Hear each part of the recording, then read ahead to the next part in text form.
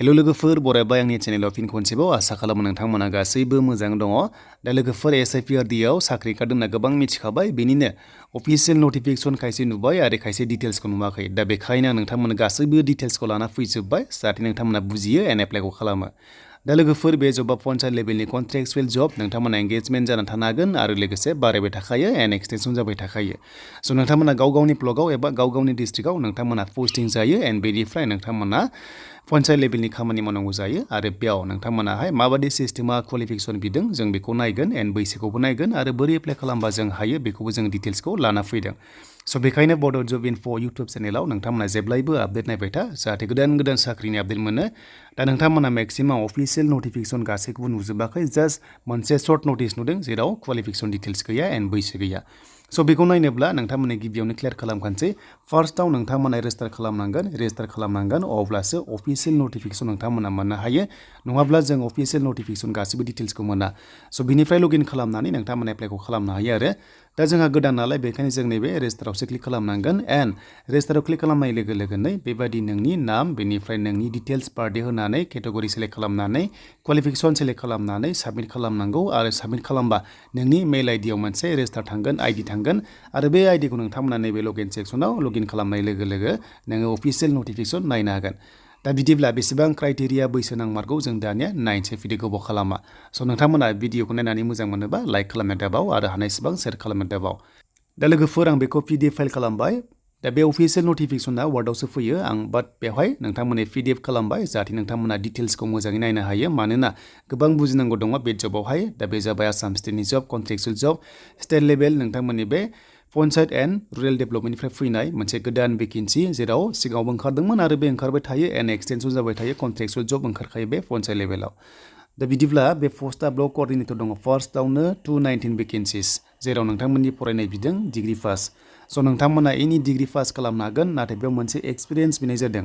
बेनो जाबाय should have training बा टिचिं एक्सपिरियेन्स इन गभर्नमेन्ट इन्स्टिटिउसन्स बा प्राइभेट इन्स्टिटिउसन्स अफ रिपिउट बेबादि दं आरो विथिन पिरियड अफ 2 years। माने 2 years नोंथांमोना वर्क एक्सपिरियेन्स बिनाय दङ आरो नैबे सेक्टरनिफ्राय, हमना ला टिचिं एबा नोंथांमोननि माखासे ट्रेनिंनिफ्राय। बाट ओरैबायदि जायो माब्लाबा बेबायदि टाइपनि केन्डिडेट्स जुदि एभेलेबल गैयाब्ला, स' जायखिजाया गभर्नमेन्ट सेक्टराव मावनाय बा प्राइभेट सेक्टराव मावनाय, कन्ट्रेक्चुवेल मावनाय बा प्राइभेट सेक्टराव मावनाय 2 years एक्सपिरियेन्स दङब्ला नोंथांमोनाबो इलिजिबल जायोबा नोंथांमोनखौबो लायो। स' बेखायनो एप्लाइ खालामबानो जाबाय आरो बिनि सेलेरिया जोबोर मोजां, 22,000 पर मान्थ मोनगोन एन्ड बायदिसिना TAD मोननाय जायो। स' नोंथांमोना बेखौहाय उनावहाय मिथिलांबाय थागोन जेब्ला साख्रि मोननाय जायो। एन्ड बेनिफ्राय बैसोआ 18 yearsनिफ्रायनो हायो, मेक्सिमाम 40 years, नाथाय STब्लाबो जोंहा 45 yearsसिम बेयाव हायो।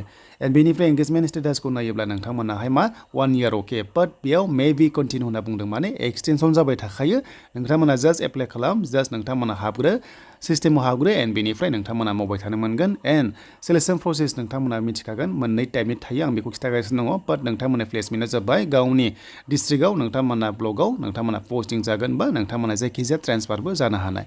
एन्ड बेनिफ्राय सेलेक्सन प्रसिडिउरखौ नायोब्ला नोंथांमोना 2 फेज मोनदों। फार्स्टआव एग्जाम जायो, अके, फार्स्टआव एग्जाम जायो एन्ड सिलेबासाव दंखायो GK दङ, इंलिस दङ, एप्टिट्युड दङ एन्ड बेनिफ्राय कम्पिउटार नलेज थायो। गासै नोंथांमोना बेयाव नायदोनै माबादि सिस्टेमनि काट अफ लादों, बे जाबाय नोंथांमोननि 100 मार्क्सनि एग्जाम जायो। एन्ड बेनिफ्राय एग्जाम पास जायोबा 1:3 नोंथांमोनखौहाय पार्सनेल इन्टारभिउ एबा भाइभा टेस्टआव लिंहरगोन, बेनो जाबाय 20 मार्क्सनि जायो आरो बेयाव नोंथांमोना थांबाथाय साख्रि जानायनि चान्सआ थाखायो। एन्ड ब्लक MIS एसिस्टेन्ट दङ, स' बेयाव 219 भेकेन्सि बेयावबो दङ। बेयावबो नोंथांमोना कमार्सनिफ्राय डिग्री पास खालामनांगौ।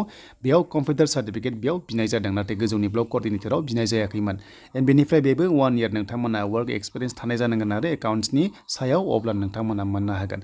18,000 सेलारि होदों एन्ड बेनिफ्राय बैसोआ 1 month दङ, एंगेजमेन्टआ गासैबो 1 month दङ आरो नोंथांमोननि सेलेक्सन प्रसेसआ बेयावबो नोंथांमोना सेम प्रसेस दङ, नोंथांमोना बेखौ नायना लाबानो जाबाय।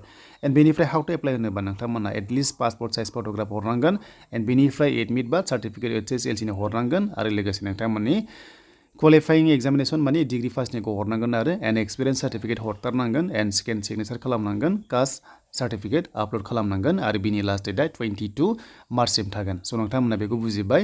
दा बेबायदि आरो नोंथांमोना अफिसियेल नटिफिकेसन मोनजोब्बाय। लोगोसे बे PDF फाइलखौ नोंथांमोनाबो डाउनल'ड खालामनो सानदोंब्ला डिसक्रिपसनाव दङ, नोंथांमोना खालामनानै लाबानो जाबाय। आरो गोदान गोदान साख्रि फैगासिनो दङ एन्ड बेनिफ्राय टेट एप्लाइ सोलिगासिनो दङ। स्पेसियेल टेट खालामदो नोंथांमोना अनलि काउन्सिलनि स्टुडेन्टस एप्लाइ खालामनो हागोन। गोबां चान्स मोनगोन। 1000नि बारा भेकेन्सिस फैहां जादों। नोंथांमोना बड' मिडियामनि थाखाय गोबां चान्सखौ मोनगोन। स' बेनिनो लोगोफोर दिनैनि फरायसालि लेभेलनि अफिसियेल फुल डिटेल्स